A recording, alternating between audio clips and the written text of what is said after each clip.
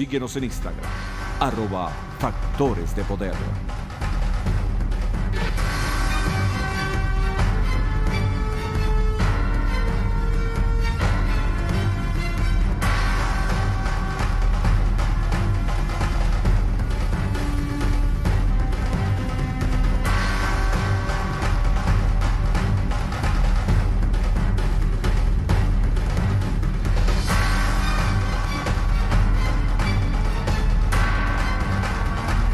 Agárrate con Patricia Poleo. Opinión estremecedora. Buenas noches, bienvenidos a Agárrate. Bueno, este mensaje con el que vamos a comenzar el programa de hoy es especial para quienes estén abriendo su empresa en los Estados Unidos o expandiéndose hacia América Latina. Si eres un startup o una empresa internacional, la idea es que crezcas, pero de forma rentable. ¿Cuál es la mejor manera de hacerlo? Pues utilizando tecnología de información para controlar tu negocio, estandarizar tus procesos e incrementar la productividad. Para ello, te vamos a recomendar los servicios de Celebrity Tech. Ellos tienen más de 14 años de experiencia en el sistema SAP, más de 400 clientes, operan desde Miami, pero tienen alcance internacional gracias al sistema de ellos. Celebrity Tech puede ayudarte a transformar tu negocio con soluciones en la nube, totalmente administradas para tu seguridad personal y tu paz mental. Comunícate con ellos, nosotros ya lo hicimos, ya lo estamos utilizando y lo recomendamos. Bueno, el día de hoy, comenzando con el día de ayer, la Comunidad Europea Venezuela, el gobierno de Venezuela ha recibido sanciones tanto de la Comunidad Europea como de aquí, de Estados Unidos. La Comunidad Europea ayer, el día 8 de noviembre, aprobó adoptar sanciones contra Venezuela, sanciones que por cierto cada uno de los cancilleres de cada uno de los países que conforman la Unión Europea deberán aprobar formalmente el lunes en cada uno de sus países. La información de prensa habla de que los ministros de Exteriores deben aprobar el próximo lunes esto, y el objetivo político sigue siendo el de llevar al gobierno de Nicolás Maduro a la mesa de negociaciones con la oposición y por lo tanto contribuir a salir de la crisis política actual. Eso lo dijo una fuente diplomática y que descubrió el dispositivo de gradual, flexible e irreversible. Pero hoy fueron funcionarios del gobierno los que recibieron sanciones por parte de Estados Unidos. El Departamento del Tesoro anunció hoy la adopción de nuevas sanciones contra 10 funcionarios. ¿Quiénes son los 10 funcionarios? Ernesto Villegas Polhack, que es ministro de Cultura. Por cierto, que hace unos días le negaron la visa a su hermano Vladimir Villegas, que es periodista de Globovisión. Y obviamente es por su relación de hermano con Ernesto Villegas. Recuerden el programa que se hizo aquí, el programa especial en el que se habló de que no solamente son a los funcionarios públicos, sino también salen perjudicados con esta medida sus parientes directos, sus familiares directos, independientemente de que sean responsables o no de lo que haya hecho, en este caso Ernesto Villegas, el funcionario público. El segundo de los sancionados, Freddy Bernal, ministro de Agricultura Urbana. En tercer lugar, el coronel Jorge Márquez Monsalve, ministro del Despacho de la Presidencia. En cuarto lugar, el ingeniero Manuel Fernández, presidente de la CanTV. Quinto lugar, Sandra Oblitas, vicepresidenta del Consejo Nacional Electoral.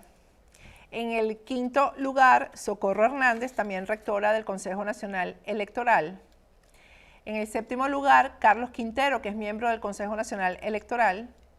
En el octavo lugar, Julián Isaías Rodríguez. Finalmente, este hombre se ha cansado de violar derechos humanos, montar expedientes para perseguir políticamente. Bueno, finalmente Julián Isaías Rodríguez está en la lista de los sancionados. En el noveno lugar está Elvis Hidrobo Amoroso, Elvis Amoroso, que es el vicepresidente de la Asamblea Nacional Constituyente. Y en el décimo lugar, el general Carlos Osorio, que es jefe de la misión Transporte. Fíjense, varios de estos sancionados tienen incluso familia aquí en los Estados Unidos. Familia que a lo mejor van a tener que recoger sus maletas. El caso de Socorro Hernández, que creo que tiene un hijo aquí en Estados Unidos. También Elvis Amoroso tiene un hijo aquí en los Estados Unidos, así que probablemente los obligan a recoger sus cosas e irse. Casi que simultáneo con esto, hoy hubo una rueda de prensa, eso en el trayecto del programa lo vamos a conversar y a analizar bien. Hubo una rueda de prensa que dieron Julio Borges y Luis Florido de Voluntad Popular, en la que anunciaron que ya hay disposición para sentarse a negociar con el gobierno. Vamos a hablar, a conversar, ya la tenemos en vía Skype, con la internacionalista Giovanna De Michel para que nos diga si una cosa tiene que ver con la otra en su apreciación y en su análisis, porque quizás las sanciones estén acorralando a un régimen para que se siente, pero ¿para que se siente a qué? Con la oposición y con cuál oposición. Buenas noches, Giovanna, ¿cómo estás? Hola, Patricia, buenas noches. ¿Aló? ¿Me oyes? Sí, te oigo claramente. Ya va, que es que tengo problemas aquí. ¿Me oyes, Giovanna? Te oigo claramente, Ahora sí. Patricia, buenas noches. Ahora sí. Giovanna, estas sanciones que, bueno, son parte, no son las primeras, pues ya esto es progresivo. ¿Qué significan primero a nivel internacional? O sea, ¿por qué la comunidad internacional hace esto? Mira, la comunidad internacional hace esto porque está estableciendo en primera instancia una suerte de responsabilidad personal por los crímenes de violaciones de derechos humanos. Eso es lo primero. También por los casos de corrupción y algunas vinculaciones que ha hecho Estados Unidos a través de sus diferentes instancias con ciertos delitos, actos ilícitos, ¿no? Recordemos que ha habido sanciones por muy variadas causas, unos por corrupción, otros por violación de derechos humanos, otros por atentar contra la estabilidad democrática, otros por narcotráfico, es decir, hay todo un abanico pues de consideraciones que ha hecho Estados Unidos en diversas instancias para imponer sanciones a Venezuela. Cuando nosotros vemos que esas sanciones a título absolutamente personal de alguna forma van inundando todo el gobierno venezolano, es decir, prácticamente en este momento no hay ningún poder público en Venezuela donde no haya algún sancionado, de esta manera se está, digamos, lesionando, pudiéramos decir, todo lo que es la imagen internacional del Estado. Recordemos que el gobierno venezolano es el que ejerce la representación internacional de todo el Estado. Cuando tú afectas de manera negativa la imagen de un gobierno, estás automáticamente afectando lo que se llama el posicionamiento internacional del Estado.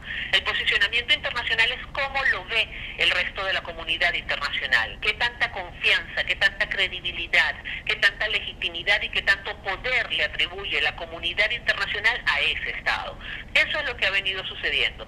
Se ha venido cercenando el posicionamiento internacional de Venezuela, afectando su credibilidad, afectando su imagen y en consecuencia afectando su capacidad de relacionarse con los demás actores del sistema internacional.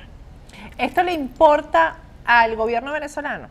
¿Realmente? Absolutamente, claro que le importa, tanto le importa que fíjate que desde que esto comenzó, el gobierno venezolano ha emprendido una campaña feroz e inclusive ha publicado artículos sumamente costosos en diarios precisamente de los Estados Unidos, ha hecho diversas ruedas de prensa con corresponsales internacionales para dar su versión de los hechos, para dar su explicación de los hechos, y tanto le importa que prácticamente tratando de desafiar las sanciones internacionales, cada uno de los sancionados ha sido de una forma u otra, digamos como que compensado dentro de Venezuela, bien sea con un ascenso si se trata de militar, bien sea con un cargo de mucha más jerarquía y mucha más responsabilidad. Es una manera como de tratar de subestimar algo que evidentemente le está afectando.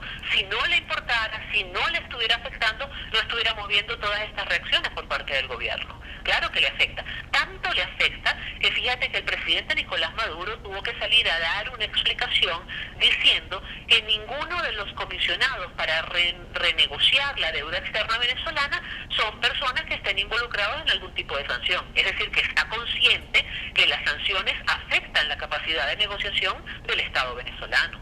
Ahora, si hacemos un cruce entre una sanción y otra, Giovanna, por ejemplo, Isaías Rodríguez es uno de los sancionados el día de hoy por el gobierno de los Estados Unidos. pero él es diplomático, creo que está en Europa, no sé exactamente, creo que está en Italia. Entonces, en Italia, la Comunidad Europea también sancionó. ¿Cómo esto le podría traer consecuencias a la permanencia de Julián Isaías Rodríguez como embajador de Venezuela en Europa, en un país de Europa? Mira, no conocemos exactamente el contenido de las sanciones de la Unión Europea todavía. Sabemos que se aprobó, digamos, como un basamento legal, un fundamento legal, para que los cancilleres puedan, digamos, dar como que refrendar, pues, esa decisión y aplicar en sí las sanciones. Sabemos que las sanciones comprenden un embargo de armas a Venezuela, es decir, que ninguno de los 28 países de la Unión Europea podría venderle armas a Venezuela, y sabemos que incluye sanciones individuales a algunos funcionarios del gobierno, pero no sabemos cuáles son los funcionarios del gobierno. En caso de que el señor Isaías Rodríguez sea uno de los sancionados, es muy probable que pueda ser declarado persona non grata en Italia y que tenga que abandonar la misión diplomática. Pero hay que esperar el lunes, conocer exactamente el alcance de las sanciones, conocer quiénes son estos individuos que son sancionados de manera personal, y solo así podremos, pues, determinar cuáles serían las consecuencias inmediatas y directas de ello, ¿no?